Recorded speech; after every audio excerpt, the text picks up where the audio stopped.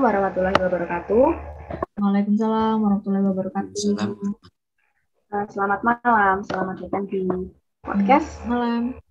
Sistem Endokrin. Ya, gitu. Oke, sebelum mulai mungkin kita bisa perkenalan terlebih dahulu ya.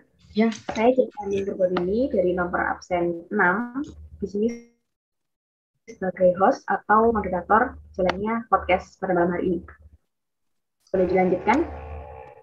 Saya Asahirana, absen 4, berpartisipasi dalam podcast hormon endokrin. Kelenjar endokrin. Saya Lilia Arya Putri, nomor absen 36. Halo, saya Muhammad Hanif Ilham, nomor absen 21. Oke, udah siap ya semuanya? Ya, siap. Oke.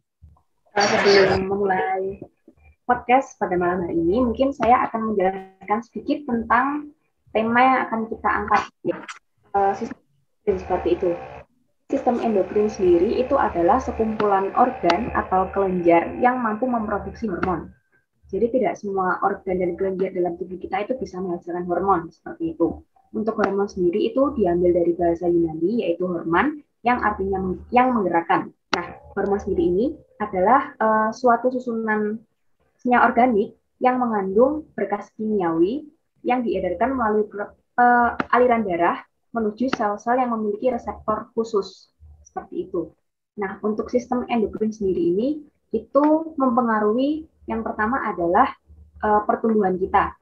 Lalu juga ada metabolisme, lalu perkembangan seksual atau siklus reproduksi, siklus tidur, dan juga siklus nutrisi. Seperti itu. Untuk selanjutnya, karakteristik kelenjar endokrin bisa dijelaskan oleh Rana. Silahkan. Jadi karakteristik kelenjar endokrin ini ada beberapa. Kelenjar endokrin ini merupakan kelenjar buntu karena tidak memiliki saluran dan menyekresikan hormon langsung ke dalam cairan di sekitar sel-selnya. Pada umumnya, kelenjar endokrin ini menyekresi lebih dari satu jenis hormon, kecuali kelenjar paratiroid yang hanya menyekresi hormon paratiroid. Terus, kelenjar endokrin ini memiliki sejumlah sel sekretori yang dikelilingi banyak pembuluh darah dan ditopang oleh jaringan kat. Terus, kelenjar endokrin ini masa aktivitasnya berbeda-beda. Ada yang seumur hidup, terus ada yang dimulai pada masa tertentu, terus atau bekerja sampai masa tertentu. Sekresi hormon dapat distimulasi atau dihambat oleh kadar hormon lainnya dan senyawa non-hormonal, misalnya glukosa dan kalsium dalam darah serta impuls saraf. Oke, terima kasih Asahirana untuk penjelasannya. Ya, selanjutnya kita akan masuk lebih dalam ke kelenjar-kelenjarnya ya, seperti itu. Jadi akan dijelaskan satu persatu, kita kupas satu persatu. Yang pertama untuk kelenjar hipofisis, mungkin bisa dijelaskan oleh Ilham. Oke, hipofisis lobus anterior menghasilkan beberapa hormon. Yang pertama hormon pertumbuhan atau hormon somatotropin, lalu hormon perangsang tiroid, lalu hormon adrenokortikotropik atau kortikotropin. Lalu hipofisis lobus anterior juga menghasilkan follicle stimulating hormone atau bisa disingkat dengan FSH. Lalu luteinizing hormone atau bisa disingkat dengan LH. Lalu hipofisis lobus anterior juga menghasilkan hormon prolaktin. Lalu hipofisis lobus posterior menghasilkan hormon ATH atau antidiuretik hormon dan oksitosin. Oke, terima kasih Ilham untuk penjelasannya. Selanjutnya kelenjar kedua itu kelenjar tiroid. Siapa yang mau menjelaskan? Kelenjar tiroid atau kelenjar gondok itu menghasilkan hormon tiroksin sebanyak 90% dari triodotironin sebanyak 10% dari seluruh sekresi tiroid yang berfungsi meningkatkan laju metabolisme sel, menstimulasi konsumsi oksigen, meningkatkan pengeluaran energi panas, serta mengatur pertumbuhan dan perkembangan normal tulang, gigi, jaringan ikat, dan saraf. Lalu ada yang namanya abnormalitas sekresi tiroid. Ada dua, hipotiroidisme dan hipertiroidisme. Hipotiroidisme itu penurunan sekresi hormon. Contohnya, dampaknya itu menyebabkan penurunan metabolisme. Sedangkan hipertiroidisme itu adalah sekresi hormon berlebihan yang menyebabkan peningkatan metabolisme. Oke, terima kasih atas penjelasannya. Ya. Selanjutnya untuk paratiroid, mungkin ada yang mau menjelaskan?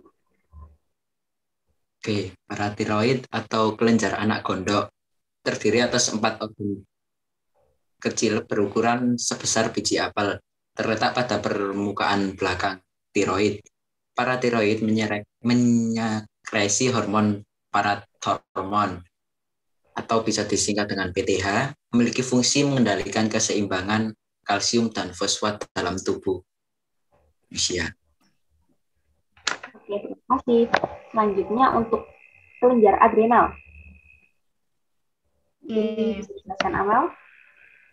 Kelenjar adrenal ini merupakan kelenjar yang terletak di kutub atas ginjal berwarna kuning dan tertanam pada jaringan adiposa. Kelenjar adrenal terdiri atas korteks bagian luar dan medula di bagian dalam. Nah, kelenjar adrenal medula menghasilkan hormon adrenalin serta noradrenalin. Kelenjar adrenal bagian dalam korteks menghasilkan hormon aldosteron, glukokortikoid, gonakortikoid. Nah, terus ada juga abnormalitas yang terjadi pada sekresi kelenjar adrenal ini. Salah satunya ada hiposekresi yang menyebabkan penyakit Addison dengan gejala ketidakseimbangan natrium dan kalium dalam darah sehingga kulit dapat menghitam. Oke, selanjutnya untuk kelenjar pankreas mungkin akan saya jelaskan secara singkat. Untuk kelenjar pankreas sendiri ini menghasilkan 3 hormon. Yang pertama adalah hormon glukagon, yang kedua hormon insulin, yang ketiga hormon somatostatin, dan yang keempat, mohon maaf, adalah hormon polipeptida pankreas. Nah, untuk abnormalitas sekresi kelenjar pankreas sendiri, salah satunya adalah penyakit diabetes mellitus yang sering kita dengar. Itu disebabkan oleh kekurangan hormon insulin seperti itu. Nah, karena mungkin waktunya sudah mepet dan mungkin untuk lebih jelasnya untuk kelenjar-kelenjar selanjutnya bisa kita buat podcast selanjutnya gitu ya teman-teman. Ya. Jadi untuk beberapa kelenjar terakhir mungkin akan saya jelaskan secara singkat saja seperti itu. Selanjutnya ada kelenjar pineal, dan yang selanjutnya ada kelenjar timus, dan yang terakhir adalah kelenjar ovarium, testis, dan juga placenta seperti itu. Mungkin semoga kita punya kesempatan di lain waktu ya untuk bikin podcast pas lebih jelas tentang 3 organ terakhir tadi yang belum dijelaskan seperti itu. Oke. Terima kasih teman-teman buat waktunya malam hari. Terima kasih juga Cipta. Ini podcastnya sangat bermanfaat guys. Kasih ya. Terima kasih. Ya. Kasih. Kasih.